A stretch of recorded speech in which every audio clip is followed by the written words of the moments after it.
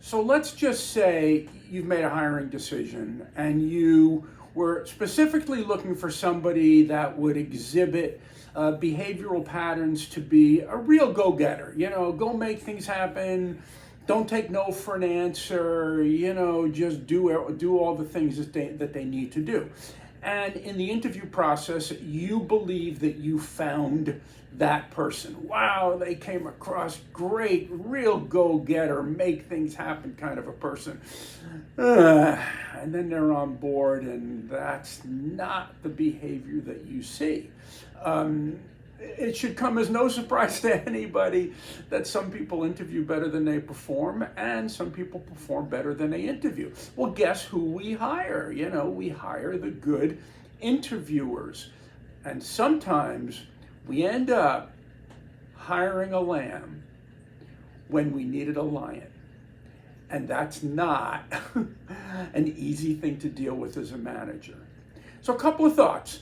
One is, maybe you really don't need a lion. Maybe you think you need a lion because you're a lion, and the only way you see that you can get something done is in a certain way. You might be able to look around you, and you might have other people already on your team that's very much like this individual and very successful. Different from you, handle things differently, but successful.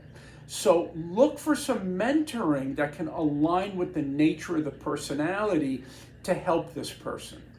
Second, look at the areas where they might really be struggling. Traditionally, they might not be calling high enough in an organization. They may not be comfortable dealing with what they feel are confrontational type of things. There are aspects of needing to move things along that for the person who is more collaborative feels like they're being pushy, and they don't like that.